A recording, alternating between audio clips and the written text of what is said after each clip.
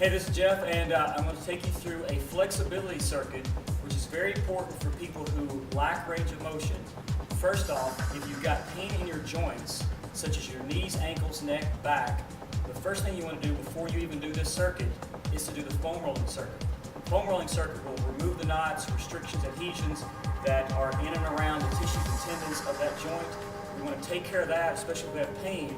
Once we've kind of resolved pain in our joints and we're just stiff and tight, this circuit right here is going to basically free that up, give you greater range of motion and help each movement pattern be better. So we're going to start first with the quads and hip flexor. So I want you to come here. First, 90-90s at the bottom right here. And all I'm going to do is first squeeze the back glute and lengthen out this quadricep. Now, if this is not enough right here, if you're pretty flexible in your quads, a way of intensifying that is to get you a pillow or pad. You can do this against a wall or your sofa. Just get some padding here for your knee. We're going to elevate that back foot, and that'll lengthen out this thigh right here. So you can actually do this against a wall, but if you're fairly flexible in your quads, this is a great way, kind of the next level of progression. And then you can reach up with that same side hand, which will also help kind of lengthen out the quads, give you some flexibility there. Okay, this is just stretching out our quads. Thighs get really tight from exercise. I can even rotate away, which will lengthen it even further, okay? Again, so I'll switch legs. I'm going to start here first, the right side. Squeeze the glute, push it out. This is kind of my starter version. Then I kick over the bench here. Sit up nice and tall. And again, the key is to squeeze the back glute to help lengthen out the quads. That's where we're getting motion from. If one side's tired, spend more time on each other. Kind of a general rule, spend about 40 to 60 seconds on each side. That's about an equivalent. A minimum of 30 seconds, ideally 40 to 60 is a good time to hold that kind of static stretch. Now, let's come down to the floor. Now we're going to stretch out our hip flexor. So this is the very top that attaches there at the pelvis. So I'm going to start in that kind of 90-90s, but now I'm going to push forward into it. Continue to squeeze that back butt there to push it out. And I'm going to start off kind of slowly and statically. What I want to start doing now is to dynamically stretching this. So there's two types, actually there's four types of stretching, but two we'll talk about. One is a static hold, basically a static position where I just hold the stretch at that point, or I can dynamically stretch it, which is pushing through a range of motion, which I'm doing right here. Again, do this about 30 seconds, switch it over, put that other side up. Continue to squeeze that back butt to really push the hip forward, and so we're not getting motion from our lower back. Chances are you've got one side that's a little tighter than the other. Spend more time on that side. That's great. Now, let's go back here, and if you have a foam roller, grab it. We're going to do the hamstrings. So I'm going to start this position right here. Pull the toe to the shin.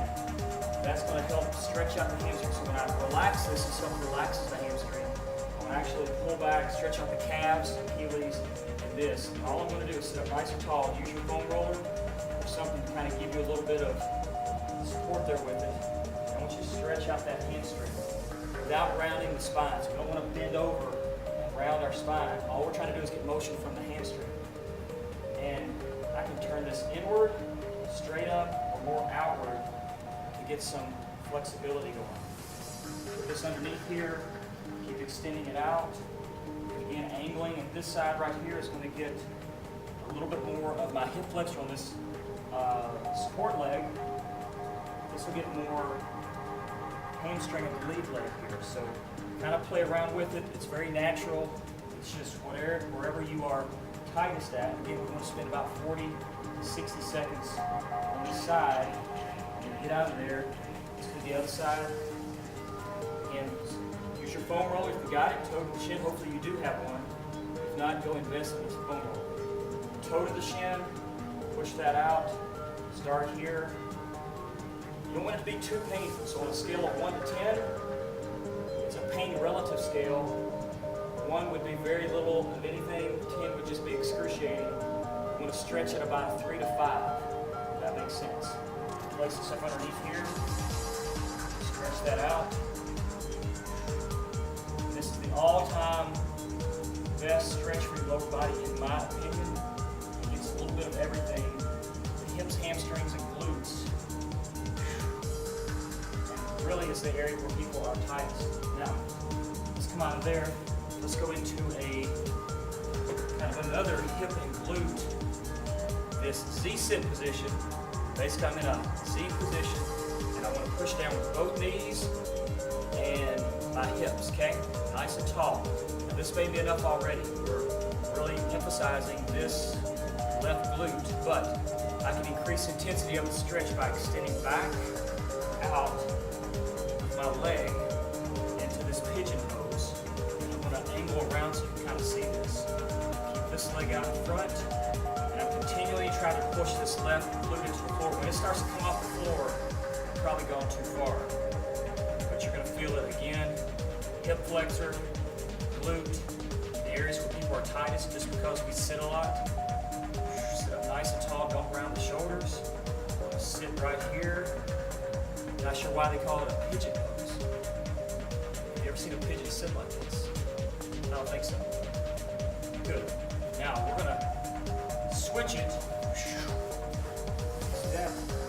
Quick switch there. Practice that. This is easier, okay? This is harder. Again, if that right glute and right hip is not on the floor, then we need to bring that leg up a little bit. Stretch it out. Just call it Z-sit or a pigeon pose. That's good.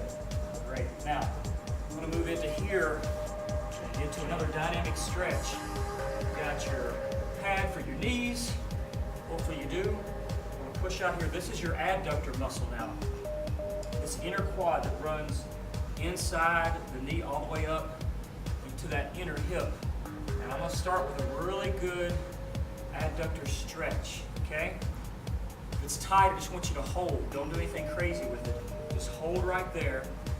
Now once, after about 15-20 seconds, you'll feel a little bit of loosening of those tissues there.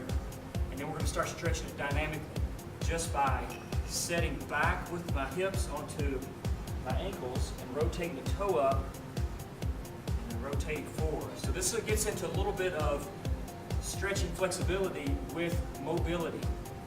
This is activating my hip rotator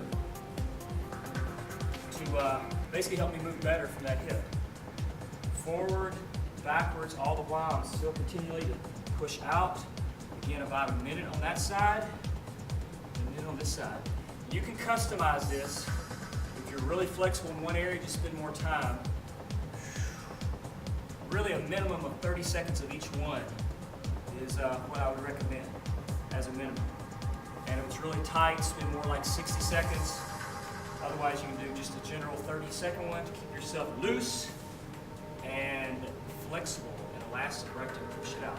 Now, we're going to move up into the upper body now. If you got a foam roller here, extend out. This is a prayer stretch in this position.